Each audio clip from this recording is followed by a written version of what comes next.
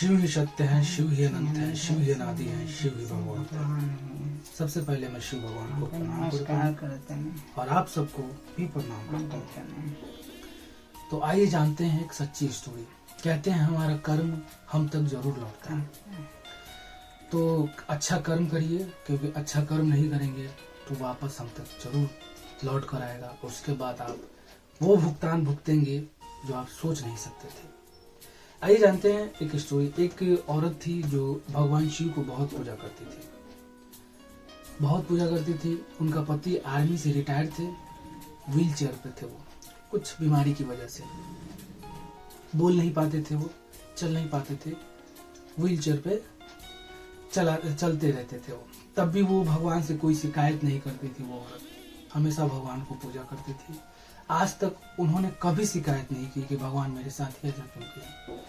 पूजा पाठ करने की वजह से उनके सास ससुर थे जो उनको टॉर्चर करते थे, मारते भी थे, कभी कभी पीटते भी थे। देवर भी साथ नहीं देता था, देवरानी भी वैसा ही करती थी उसको। और देवर का जो वाइफ थी वो भी कोई वैल्यू नहीं देती थी उस औरत को। और पूजा पाठ के साथ साथ वो काम भी कर लेती थी, तब भी उनका कोई मानधन नहीं होता था छोटी बहुरानी के सामने।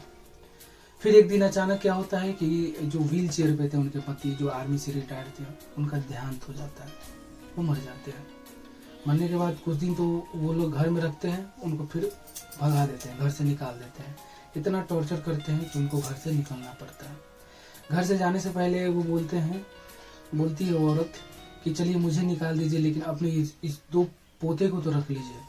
तो वो सास बोलती है कि मेरे बेटे के साथ साथ मेरे पोते भी मर गए और मेरा पोता उता कोई नहीं है। जब मेरा बेटा गया उस समय मेरा पोता भी मर गया मेरे लिए। तो इस बात को सुनकर वो घर से निकल जाती है।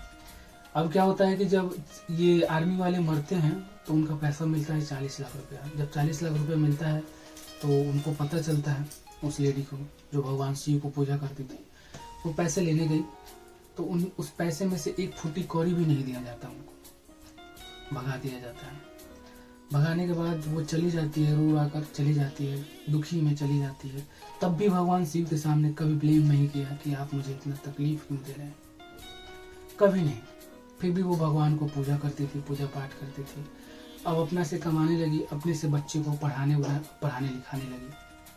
बच्चे भी उनके बहुत तेज निकले, बच्चे भी अपनी माँ की दर्द समझ रहे थे, वो बहुत बढ़िया से पढ़ रहे थे।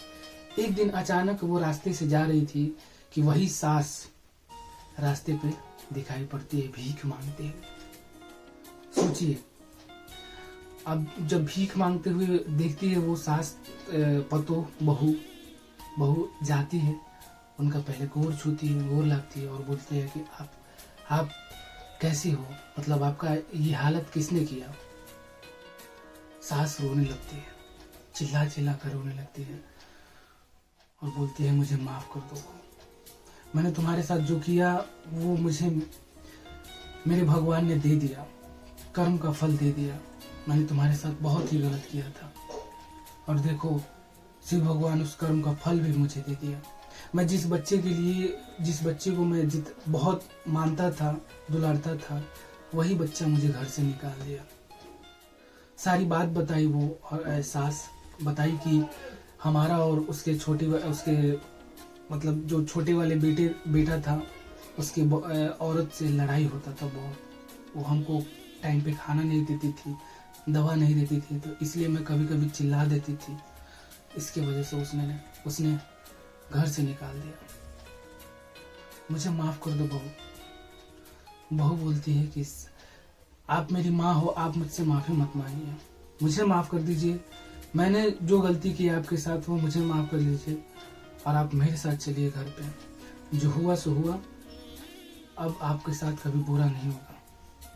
और वो सास अपने बहू के साथ, बड़ी वाली बहू के साथ चली जाती है। अब वही बड़ी वाली बहू ही उस सास को कर रही है।